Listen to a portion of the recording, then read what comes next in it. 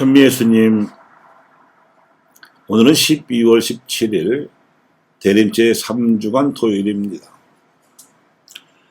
예수님의 족보가 담고 있는 의미에 대해서 말씀드리겠습니다.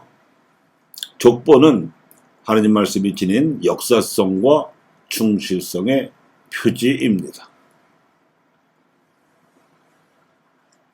대림 시기의 후반부가 시작되는 오늘, 독서에서는 야곱이 장자가 아니라 넷째 아들 유다에게 장차 유다의 후손 가운데서 메시아가 나시리라고 축복을 내리는 대목이었고, 복음에서는 과연 유다 지파의 요셉을 통해서 메시아께서 오셨다는 족보를 전해 주었습니다.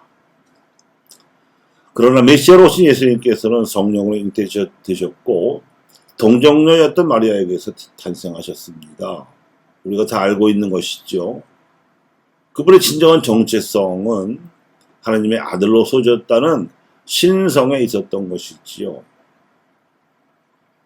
그런데 왜 족보가 중요하냐면 이 대목입니다. 만약 마리아가 요셉과 정혼하지 못한 처지에서 구세주 예수님을 출산했다면 모든 것이 달라졌을 것입니다. 그래서 마리아가 요셉과 정혼한 처지에서 구세주를 낳으셨다는 의미는, 즉 족보의 숨은 의미는 메시아의 또 다른 정체적인 인성, 그 인성이 유다인으로, 그것도 유다인들의 오랜 소원이요 하나님의 오랜 축복대로 유다 지파와 다윗 왕실의 혈통에서 나오셨다는 데 있습니다. 왕실 혈통보다 더 중요한 의미는 이스라엘 백성의 조상인 아브라함, 그리고 그 손자인 야곱에게 약속하신 하나님 백성에게 내리신 축복의 말씀이 비로소 실현되었다는 역사적인 의미입니다. 이와 함께 하나님께서 한돈하신 약속은 반드시 지키신다는 그분의 충실성을 보여주는 것도 족보에게는 매우 중요했습니다.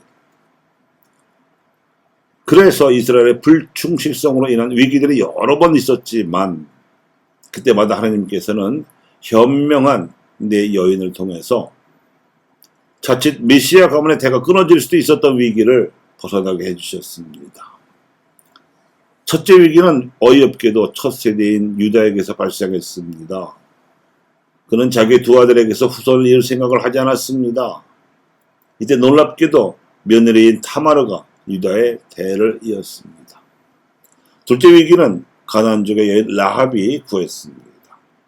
라합은 이스라엘 백성을 여호수아가 이끌고 가나안 땅에 이르고 성으로 진입했을 당시에 백성 다수가 겁을 집어먹고 있어서 진입작전하기가 수행하기 난감했을 때 난공불락의 예리코성을 정탐하러 온 이스라엘의 정찰대원들을 보호해주고 내부 사정까지 소상에게 알려주어서 작전을 성공시킨 전사로서 위엄을 무릅쓴 공로자로 인정받았고, 살몬에게서 다윗의 직계 4대조가 되는 보아지를 낳았습니다. 셋째 위기는 열성적인 신앙과 적극적인 처신을 보여준 모압 여인 룻 덕분에 늙음아까지 자식이 없었던 유다의 후손 보아지에게서 자칫 끊길 뻔했던 대를 이어주어서 다윗의 조부인 오벳이 태어날 수 있었습니다. 넷째 위기는 다윗에게서 초래되었는데, 그가 부하 장수인 우리아의 아내 밧세바를 범하였을 때 하나님께서 그때 잉태된 아기는 죽게 하셨으나 그 다음에 잉태된 솔로몬은 살려주셨는데, 히타이트족 출신 밧세바는 이 솔로몬을 슬기로운 왕제로 길러냄으로써 여느 이스라엘 여인보다 큰 역할을 해냈습니다. 정작 축복의 당사자들이 축복에서 비껴나갈 뻔했을 때 취하신 하나님의 이런 비상조치들이 빛나는다는 점에서 이것이 족보의 또 다른 의미가 됩니다. 그런데 이렇게 해서 우여곡절 끝에 이 세상에 오신 메시아께서 정작 공생을 하시면서 배척을 받아 십자가자로 돌아가시는 바람에 그 옛날부터 하나님께서 이스라엘 백성에게 내리셨던 축복과 약속은 무효가 되고 오히려 고스란히 새 하나님 백성인 그리스도 신자들의 몫이 되었습니다. 어마어마한 반전입니다.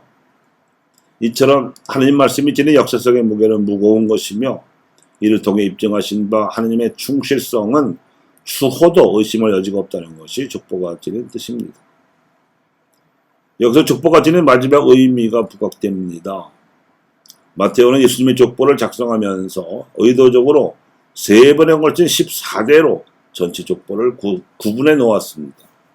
이 14라는 숫자가 칠지법의 완전인수인 7을 더한 숫자라는 점도 의미가 있거니와 이스라엘 역사는 실제로 14대마다 크게 바뀌었습니다.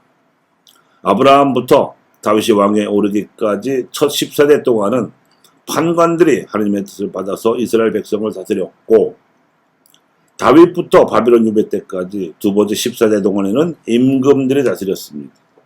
마지막으로 유배 이후 그리스도 때까지는 대사제의 권력 아래 살았습니다.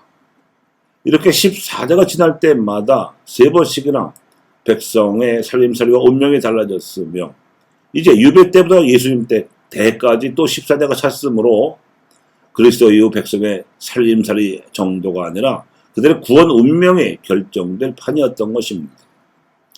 그런데 42대 동안 지속된 판관과 임금과 대사제의 불완전했던 역사는 그리스도에게서 비로소 완전하게 이행될 3가지 직무를 미리 보여주는 예표였습니다. 그러니까 이스라엘 역사를 14대씩으로 나눈 족보의 마지막 진술은 예수님께서 판관이시요 임금이시며 또한 대사제이시라는 의미를 암시하고 있는 것입니다.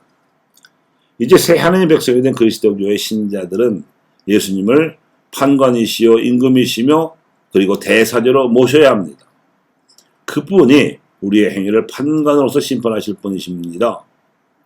그분이 우리의 인생을 다스리실 임금이십니다. 그분이 우리의 신앙을 올바로 이끌어 주실 대사제이십니다. 이런 점에서 기준도 없고 목표도 없이 흥청망청되는 우리의 성탄 문화는 바로 잡아야 합니다. 이것이 족보가 지닌 4가지 의미이며 우리가 성탄을 맞이하는 진정한 이유입니다.